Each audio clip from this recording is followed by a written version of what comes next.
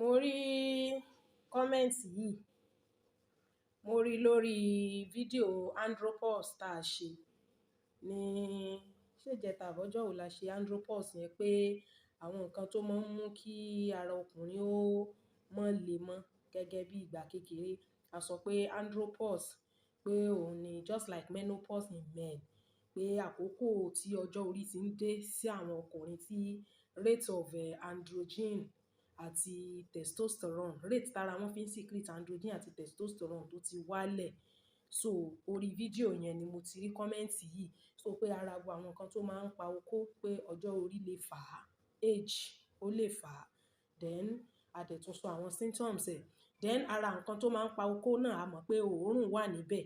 So under fídíò andropause yẹn ni ẹni yìí kọ kọ́mẹ́ǹtì yìí sí pé ká bá àwọn obìnrin náà sọ̀rọ̀ wípé nítorí òórùn and all of these things. Ẹ dẹ̀ mọ̀ wípé most of the time àwọn nǹkan báyìí jẹ́ àwọn nǹkan tó jẹ́ wípé ọkùnrin lè má fẹ́ sọ síta. That is the reason why all public awareness like this is a good thing, because kì í ṣe nǹkan tá ń address one individual, is a general thing. Fún èèyàn tó kọ irú kọ́mẹ́ǹtì yìí, probably bí ó ti experience irú nǹkan bẹ́ẹ̀ yẹn rí, tó yé wa bẹ́ẹ̀ yẹn. So a rí wípé ọ̀rọ̀ ó dọ̀ ara rírun nǹkan yìí is a topic tẹ́ pé a ti treat it severally. But mo realize pé every day, every time ni à ń pọ̀ sí lórí page. So yé wa bẹ́ẹ̀ yẹn, à ń pọ̀ sí lórí page ni. And most of the time, àwọn tó jẹ́ wípé wọ́n sí lórí page tẹ́lẹ̀, wọ́n ti wà níbẹ̀ nísìn. So àwọn topic míì wà tẹ́ pé a ti treat tẹ́ pé probably bóyá tó ò bá share ẹ̀dọ́dọ̀ èèyàn ò ní rí. A ti ṣàlàyé gbogbo àwọn nǹkan tí ń pa okó. A sọ pé ọjọ́ orí wà ńbẹ̀. So yé wa bẹ́ẹ̀ yẹn. A sọ wípé òórùn náà wà ńbẹ̀. Ó dọ̀ nígbà míì, ó lè mú kára ọkùnrin kó kàn déédéé wálẹ̀ lójijì because of tí ó dọ̀ tó bá wà unpleasant and some other factors tí ó jẹ́ the main of this topic of this video. Now, àwọn nǹkan márùn-ún gbòógì láti sọ tó máa ń contribute sí òórùn. Àkọ́kọ́ a sọ wípé ara obìnrin, ìwò pọ̀ lára obìnrin. Ìwò. Ara àwọn ọkùnrin ló jẹ́ pé ibi tí wọ́n fi tọ̀, ibẹ̀ náà ni àtọ̀ máa gbà jáde, which is the same reproductive channel. It's open to the same urinary channel. But the urinary channel of obìnrin is different from the reproductive channel. Vulva lobìnrin á fi tọ̀, ó yàtọ̀ sí cervix. But ibi tọ́kùnrin á fi tọ̀, ibẹ̀ náà ni reproductive channel. So ìwò ara obìnrin pọ̀. Àwọn ìwò mẹ́tẹ̀ẹ̀ta yẹn ló dẹ̀ ní tendency àti rùn. So yé wa, ìwò ilé ìgbẹ́ wà ńbẹ̀, ìwò ìtọ̀ wà ńbẹ̀ àti ìwò ojú ara gangan. So now, ara àwọn nǹkan márùn-ún tá a sọ̀rọ̀ nípa poor hygiene. A dẹ̀ sọ pé ìyẹn ló kó ipa tó pọ̀ jù nínú àwọn nǹkan tí ń fa òórùn fún obìnrin. Ẹ má jẹ́ ká gbàgbé, a sọ wípé gbogbo wa náà la mọ̀ pé ojú ara ó ní normal peculiar smell tí Ọlọ́run dá mọ́. A dẹ̀ sọ fún wa pé abẹ́ obìnrin is a home of lactobacillus. Àwọn bacteria wà ńbẹ̀ tí Ọlọ́run mọ̀ dá kí wọ́n máa wà níbẹ̀, kí wọ́n máa dáàbò bo ibẹ̀ yẹn. Torí ẹ̀ ń gbà míì, kò dáa kéèyàn ó sọ pé èèyàn expose ojú ara èèyàn torí kí infection má wọlé. Now, the point is, àwọn bacteria tí wọ́n wà lójú ara, they are meant to protect the ojú ara for us. Now, the point is, àwọn tó lè fa òórùn, tendency kí òórùn, because ibi tó wà gan inú ni. Ìtàn tó tún papọ̀ mọ́ yẹn àti pé kéèyàn jáde lọ kó ṣe wàhálà lọ kó bọ̀ kó sweat kó làágùn, all those things they have the tendency láti mú kí ó dọ̀ wá. Fine, gbogbo wa náà la mọ̀ wípé ojú ara ní peculiar smell, but smell yẹn ò gbúdọ̀ jẹ́ smell tó yẹ kó wà offensive, ó gbúdọ̀ jẹ́ healthy smell. So yé wa bẹ́ẹ̀ yẹn. Now, fún ẹni tó kọ comment yìí, the person knows the reason why he has written this type of comment. Àkọ́kọ́ la sọ pé obìnrin gbúdọ̀ tàǹbà. Tóbìnrin bá wà tó bá ń fọ òbò ẹ̀, tó ń tọ̀, tó ń tàǹbà, tó lọ ṣègbọ̀nsẹ̀ tó tàǹbà pẹ̀lú omi, ẹ má máa lo tissue. Poor hygiene ó wà lára nǹkan tí ń fa òórùn fún obìnrin. Obìnrin míì wà tó yẹ pé tó bá wẹ̀ gan kò ní take care of ibi side yẹn, á kàn wẹ̀ gbùrùgbùrù náà ló máa bá tiẹ̀ lọ. Tá a bá dẹ̀ sọ̀rọ̀ nípa hygiene, à ń sọ̀rọ̀ nípa wípé kí èèyàn ó wà ní ìmọ́tótó. Fífi ọṣẹ fọ òbò kò dáa. Àwọn medical people wọ́n ti sọ fún wa wípé a gbúdọ̀ fi ọṣẹ fọ òbò. And the reason behind it ni wípé àwọn microorganisms àwọn bacteria tán wà ní area yẹn tó yẹ kán wà ńbẹ̀ kán máa protect ẹ̀ tó bá ti fọṣẹ fọ̀ àwọn bacteria yẹn máa kú wọ́n á dẹ̀ expose ẹ sí infection fún rẹ̀ gan náà ń fa òórùn. Personal hygiene ló kó 80% ipa tó pọ̀ jù nínú tó ń fa òórùn fún obìnrin. Kẹ má dẹ̀ purọ́ ká má jalè tóbìnrin bá ń rùn ọkùnrin lè má sọ fún ẹ ó kàn máa sá fún ẹ ni. O ò ní mọ reason tó fi ń sá fún ẹ tó bá ti ń rùn. Ṣóyé wa bẹ́yẹn? So gbogbo àwọn nǹkan tó dẹ̀ máa ń fa òórùn gbogbo ẹ̀ láti sọ. Tóbìnrin bá tọ̀ tí ò tàǹbà, tó bá ṣègbọ̀nsẹ̀ tí ò tàǹbà, ẹlòmíì tissue paper ló fi máa nù dí káàkiri lẹ́lẹ̀. Tó bá máa lo tissue paper wá kọ́kọ́ lo omi ná. The essence of the tissue paper is kó fi damp dry omi yẹn kó tó wọ pátá sí. Torí tó bá tàǹbà tó damp dry tó wọ pátá sí, by the time tó orú bá mú omi yẹn, tó dẹ̀ wọ pátá tó orú mú ẹ, òórùn yẹn á tún padà máa jáde bí ẹni pé ò tàǹbà náà ni. Then gbogbo àwọn ilé èékánná ṣọ̀rọ̀ṣọ̀rọ̀ a sọ pé ẹ scrape èékánná yín kò sí bó ṣe fẹ́ tàǹbà pẹ̀lú èékánná ṣọ̀rọ̀ṣọ̀rọ̀. Gbogbo àwọn tí èékánná wọn máa ń gùn ṣọ̀rọ̀ṣọ̀rọ̀ 3 inches èékánná yẹn, òbó wọn máa rùn. Ọlọ́run bá ń gbọ́. Because gbogbo àwọn labia gbogbo àwọn thin layer yẹn báwo ló ṣe fẹ́ fọ̀ pẹ̀lú àwọn pointed nails oní 3 inches. So personal hygiene is very important. Tóbìnrin bá fọ òbó ẹ̀ tóbìnrin tàǹbà kò lè rùn. Then lára hygiene ibẹ̀ ni we understand pé ó ní reason tí Ọlọ́run fi ní kí irun wà ní ojú ara. Bẹ́ẹ̀ tí irun bá ti ṣe ṣìkìtì jù sí ojú ara ó máa hábọ̀ àwọn omi. O lè trim ẹ̀ tó bá feel pé o fẹ́ scrape ẹ̀ kó dàbí skin, you can just trim it so that atẹ́gùn á fẹ́ wọlé. Ìyẹn number 1. Then number 2 tí ni infection lè ṣẹlẹ̀ tóbìnrin bá ní infection bóyá àwọn toilet àbáwọn public toilet táwọn míì máa ń tọ̀ sí yẹn, infection lè ṣẹlẹ̀. Tó bá ní infection make sure pé o lọ rí dókítà. Àwọn míì wà tó jẹ́ pé as much as wọ́n ṣe ń tàǹbà tó wọ́n ṣì ń passive smell. If you have infection go and treat it. Most of the time any òórùn tó bá ti jẹ́ pé infection ló fà á kò sí bó ṣe tàǹbà tó infection yẹn ló ń rùn lójú ara ẹ kì í ṣèwọ gangan. So anything tó bá ṣe tó bá fi lè get rid of that infection wàá get rid of that odor. That is number 2. Then number 3 ó ní a pè ní rectovaginal fistula. Tẹ́ bá rántí live stream ọjọ́ yẹn, fistula yẹn a sọ pé ó ní ihò láti ilé ìgbẹ́ lọ sí ojú ara. Ihò láti ilé ìgbẹ́ lọ sí ojú òbò adẹ̀ ló máa ń ṣẹlẹ̀ sí àwọn tí wọ́n bá ti bímọ. Àwọn míì wà tó ṣe wípé gbogbo agbègbè tí wọ́n ṣiṣẹ́ dé nínú wọn ká lè gbóhùn ìyá ká gbóhùn ọmọ. Nígbà míì tí wọ́n bá stitch ara fún obìnrin tí abnormal pathway bá ti wà created láti ihò ìgbẹ́ lọ sí ojú ara, as much as tí àwọn ìgbẹ́ àwọn gbogbo àwọn nǹkan yẹn tán bá fẹ́ máa jáde, pathway tínrín tó ti wà created yẹn ó máa gba ojú ara obìnrin lọ. Òun ló máa ń fà á táwọn obìnrin míì á máa ṣó lójú òbò, ìṣọ́ á máa jáde lójú òbò wọn. Àwọn míì ó lè jẹ́ fistula ló fà á. Ìmíì sì lè jẹ́ pé kó jẹ́ pé hair atẹ́gùn tó ti wà trapped, pressure yẹn ló ń jáde tó ń pariwo. Whereby táwọn míì tán bá ní ìbálòpọ̀ tí ojú òbò wọn máa ṣó kì í ṣe iṣó per se. Torí most of the time atẹ́gùn yẹn air pressure yẹn gan lè máa rùn. Ìyẹn tó bá jẹ́ air pressure tó jẹ́ pé atẹ́gùn ló kàn jáde láti ojú ara, fistula náà ló máa ń fa pathway tó ti wá. Bẹ́ẹ̀ tó bá jẹ́ wípé ihò tó wá láti ojú rectum which is ojú ilé ìgbẹ́ lọ sí ojú òbò ni, ìyẹn náà máa ń fa òórùn. Unfortunately kò tí ì sí permanent solution sí yẹn. Ẹ rí pé táwọn obìnrin bá bímọ wọ́n á ní kán jókòó sómi gbóná, kán jókòó sí pọtí, kó lè fi jiná láti inú so that gbogbo àwọn potholes àbáwọn holes tó ṣe pé kíní gbogbo ẹ̀ lè máa jiná pọ̀ so that àwọn tí wọn ò bá ti take care dáadáa bẹ́yẹn wọ́n lè máa bẹ̀rẹ̀ sí ní máa gba ojú òbò ṣó tàbí kó jẹ́ pé pathway tó ti wà created yẹn ó lè máa fa òórùn fún wọn. Ṣóyé wa? Then ẹlẹ́ẹ̀kẹrin tó máa ń fa òórùn òun ni bleaching. Àwọn obìnrin tí wọ́n bá ń bóra, tó bá ti bóra o ti alter hormone ẹ̀. As much as you alter your hormone, sórí the outer layer of the skin tó ń bleach off yẹn which is melanin yẹn, the gene that you have melanin is still inside of you. Ló jẹ́ kó dúdú. The much tó bá ti ń bóra nísìn tó ti bẹ̀rẹ̀ sí ní scrape kíní yẹn off, àwọn kíní yẹn ò kí ń kúrò lára. That's why tó bá fi lè stop ara bíbó wàá tún dúdú padà. Àwọn chemical àwọn cream tó bá ti ní hydroquinone nínú, hydroquinone yẹn ó dà pé ó ní active chemical tó ń scrape off melanin tó máa ń fara ní pigment. As much as tó bá ti ń hydroquinone bá ti wà nínú chemical tó ń lò sí skin ẹ̀ wàá máa sweat ni, serious sweating. Ẹ rí pé àwọn tó máa ń bóra yẹn wọ́n máa ń làágùn. tó bá ti ń làágùn, gbogbo àágùn yẹn, excessive sweat yẹn, ó máa combine together, ó máa fa body odò fún ẹ. Ó máa fa òórùn ni, bleaching máa ń fa òórùn, àwọn tó bá ń bóra yẹn wọ́n máa ń rùn ni. Then the fifth cause of òórùn, òun náà ni promiscuity. Obìnrin tó bá ti ń ní ọ̀pọ̀lọpọ̀ àwọn ọkùnrin, because ṣé ẹ rí àtọ̀ tó wà lára àwọn ọkùnrin, àtọ̀ ó contain so many chemicals, the likes of creatinine, magnesium, potassium, sodium, protein, melatonin, and all of these components wọ́n pọ̀ gan, and they vary in quantity and also in quality.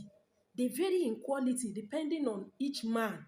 So chemical tó ń jáde, tí wọ́n ń receive láti different men yẹn, different òórùn ló máa produce lára ẹ̀, because each individual will smell bákan náà. Òórùn ara kálukú ó yàtọ̀. That's why tẹ́ bá rí àwọn ọkùnrin tó máa ń ní àwọn ìyàwó tó máa ń pọ̀ yẹn, each of àwọn obìnrin yẹn, they have their own peculiarity and uniqueness níwájú irú àwọn ọkùnrin bẹ́ẹ̀. So yé wa. So each individual, they have their own specific smell. So bí each ọkùnrin, the component tá a sọ pé analyze tó wà nínú àtọ̀ yẹn, ó vary ní each ọkùnrin. So obìnrin tó bá ti ń gba irú àwọn component yẹn from different ọkùnrin, obìnrin yẹn máa rùn. Tẹ́ bá rí, a máa ń lọ sí àwọn different places, a lọ máa ń outreach, the likes of prison, brothel, hospitals, garage, campuses, because those are the places that you máa ń find àwọn lost souls. Tá bá lọ sí àwọn brothels yẹn, ẹ rí pé àwọn ladies yẹn, wọ́n máa ń lo spray, wọ́n máa ń lo different perfume. Wọn ò gbọdọ̀ tí ẹ̀ jáde pé wọ́n kàn lo pé ordinary roll-on. They must use things that, a whole lot of deodorants wọ́n máa ń ní, sincerely, because many wọn tún máa ń bóra, so wọ́n máa lo deodorant ni, because they will smell. Tó bá ti ń fẹ́ ọkùnrin tó ń fẹ́ ti jù kan lọ, tó dẹ̀ ń bá wọn sùn, ó máa rùn ni, because as much as tí àtọ̀ tó ń gbà ti wà from more than ọkùnrin kan, gbogbo ẹ̀ máa accumulate sí ara ẹ̀, ó náà máa ń fa òórùn, ó máa ń mú kó bó òórùn ni, ó máa ń fa òórùn fún òbò.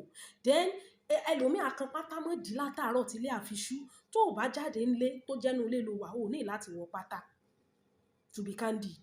Bẹ́ẹ̀ tó bá jáde lọ, okay, 8 la máa ń lọ sọ́fíìsì, a lọ sọ́fíìsì 8, ó pẹ́ wa tán àdé 4:30. Àwa míì àtún gba church lọ, àtún lọ ṣe evening program. Ẹlòmíì bá ti lọ láti 8 àárọ̀ tó darí sí ṣọ́ọ̀ṣì ní 5 to 7, ṣábà ní àwọn evening program. Ń gbọ́ bá fi mọ́ di 7:38 ló tó dé, pátá tó ti wọ̀ láti 8 àárọ̀, ẹlòmíì ò ní bọ́ pátá yẹn ni ó wọ̀ dáná, ni ó tún wọ̀ sùn, ó máa rùn ni. Tó bá ti jáde lọ tó dé, àwọn míì wà tẹ́ pé tó bá ti lọ bẹ́ẹ̀ yẹn wọ́n ń pẹ́, few hours wọ́n á lò, wọ́n á dé, you remove the pátá, you wash it, you just take your shower, you don't need láti wọ pátá mọ́, because ó máa rùn ni. Òórùn dẹ̀ máa ń pa okó, yàtọ̀ fún andropause, yàtọ̀ fún age, yàtọ̀ fún pé variety jẹ́ protective factor, pé torí ọkùnrin bá ń dóbò kan lọ for years ó lè pa okó ẹ̀, yàtọ̀ fún gbogbo àwọn nǹkan yẹn, òórùn gan pa okó, tó kó yẹn tí ò ní dìde mọ́ for a long period of time. So these are the things tó ń fa òórùn fún obìnrin. Then obìnrin tó bá ní infection, má take infection for granted. The infection máa ń stubborn, because most of the time tá àwọn míì bá ní infection, they will just go for any antibiotics. Most of the time àwọn microorganisms tó ń fa infection yẹn, wọ́n máa ń wà resistant, wọ́n máa ń wà stubborn, tẹ́ pé at times ó involve pé kó o lọ sí hospital kó o ṣe test. They will remove sample from you and take it to the lab, kan culture ẹ̀, kan wo the strain of that microorganism. Wọ́n á fi lè mọ irú antibiotics tí kíní yẹn tí ò ní wà resistant sí. But the moment that you say, you have infection, you just order for any drug and you take. Torí ẹlòmíì á complete dosage, á rí pé infection yẹn ò lọ. So at times, nígbà tí òórùn bá ń jáde bẹ́ẹ̀ yẹn, you yourself, you can perceive it. Because tó bá ti jẹ́ pé àwọn ọkùnrin bọ́n ṣe wà yẹn, irú ẹni tó drop comment yìí, mo ní láti wá ṣe pre-recorded yìí, torí mo mọ̀ pé pre-recorded ṣì máa ń rìn jìnnà ju live stream lọ. Most of the time tí mo ti sọ̀rọ̀ nípa ojú ara rírùn yìí, live ni mo fi ṣe, ni ò jẹ́ kó fi bẹ́ẹ̀ rìn jìnnà as much. So tí mo dẹ̀ fi mọ̀ pé tí bọ̀dá yìí tán fi tẹ́ni ìfikọ́, probably bóyá wọ́n rẹ̀ experience irú nǹkan bẹ́ẹ̀ yẹn ni, ọ̀pọ̀lọpọ̀ obìnrin mi ò dẹ̀ mọ̀. So you don't have to smell, because rírùn odor yìí ó jẹ́ the main reason tó yẹ pé ó jẹ́ nǹkan tó yẹ pé like 80 to 85% of ọkùnrin ò ní sọ fún ẹ pé òun rùn. kò ń jẹ́ nǹkan tó jẹ́ pé ọkùnrin lè sọ, because obìnrin míì tó bá sọ fún ó lè bẹ̀rẹ̀ sí feel bad, ó lè feel pé òun insult òun and some other things like that. So please, ẹ má jẹ́ kí a ṣe àìbìkítà, ẹ má jẹ́ ká hùwà àìbìkítà sí ara wa. Yàtọ̀ fún pé èèyàn gan pé you are relating with somebody, even you yourself, how do you cope? How do you feel comfortable when you're smelling? Níwọ̀ gan fúnra ẹ̀. So ẹ jọ̀ọ́ nítorí Ọlọ́run, those are the 5 main things. Then fistula yẹn tá a ní kò ní solution for now, pé wọ́n máa maintain ẹ̀yin, kì í ṣe gbogbo èèyàn ló ń ṣe. Àwọn míì wà tó jẹ́ pé àwọn tó ti bímọ nìkan kò dẹ̀ mean pé gbogbo ẹni tó ti bímọ bẹ̀ àárín wọn ní sábà máa ń ti ń ṣẹlẹ̀ due to gbogbo àwọn logistic kọ̀ọ̀kan tí ó ṣẹlẹ̀ during the time tí wọ́n fẹ́ bí ọmọ. So ẹ má jẹ́ kí a ṣe àìbìkítà sí, ẹ jẹ́ ká wo the opposite of àwọn nǹkan tá a sọ yẹn. For hygiene, see, the solution of that is personal hygiene. Make sure you clean, you wash your bum. O ní láti ṣẹ̀ṣẹ̀ tọ̀ kó wá ṣẹ̀ṣẹ̀ lọ mọ́ tàǹbà later. Ibi tó bá ti tọ̀, make sure you clean up and you are okay. Then the other one, infection, treat infection. Then the third one, ó la sọ wípé bleaching, stop bleaching. Ẹ má bóra mọ́, tó bá ti bóra wà alter hormone ẹ, wà kàn confuse the body system ẹni. Then the fourth one, ó ní promiscuity, stay with only one man. Má wulẹ̀ máa jump from one man to another, because different àtọ̀ tó ń gbà sára òórùn ló máa fà fún ẹ. So repent, stay with one person. Then the fifth one náà ni fistula yẹn, tó yẹ pé you just be maintaining it, and probably if tomorrow ọ̀la lè dé nsìn kan ní okay wọ́n ti rí solution fistula, you understand. So these are the things tó ń fa òórùn fún obìnrin. So please stay healthy, stay clean. Bẹ́ẹ̀ ni ẹlòmíì òórùn òbò ẹ̀ ló pa okó gan, kì í ṣe pé ọkùnrin ẹ̀ gan ní erectile dysfunction, bẹ́ẹ̀ òórùn tó ń jáde nínú òbò yẹn òun ló pa okó ọkùnrin. Unfortunately, tọkùnrin bá ti rí pé ó ń rùn, kò ní wá ẹ wá mọ́, kò ní, in fact as much as tó bá yẹ pé o jẹ́ ìyàwó ilé gan tó ń bá ń rùn, ọkùnrin yẹn ó kàn rọra mọ́ yẹra fún ẹ díẹ̀ ni, to be candid, torí kò ní fẹ́ sọ fún ẹ kó má lọ feel bad, tàbí kó má lọ wá jẹ́ pé wà wá bínú mọ́ lọ́wọ́ tí ò ní mọ̀ nǹkan tí ó ṣe mọ́. So ẹ jọ̀ọ́ nítorí Ọlọ́run, let us know it, and let's take precaution, and let's do the needful. Bẹ́ẹ̀ ni, then ẹ máa dó okó déédéé fún gbogbo ẹ̀yin tí ẹ bá mọ̀ wípé ẹ wà ní ilé ọkọ, ẹ ti ní ọkọ, ẹ máa dó okó gbogbo àwọn potholes, àwọn loopholes tó lè fa kí aláǹgbá ráyè wọlé. Make sure you block it. Then wọ́n tó bá mọ̀ pé o ti lọ́kọ, dúró rẹ fún Ọlọ́run, kò sí tó burú nínú kéyìn ò dúró fún Ọlọ́run. Bẹ́ẹ̀ ni, then ìwọ tó bá dẹ̀ mọ̀ wípé o ní èèyàn tó jẹ́ pé ẹ ti fira yín kalẹ̀, wọ́n wulẹ̀ fìtìjú kárùn, tó bá ti mọ̀ wípé ọkàn rẹ sì ń bẹ lára rẹ̀, pàápàá jùlọ ìwọ tó jẹ́ pé bóyá ẹ ti bímọ, if you can still reconcile, seek reconciliation.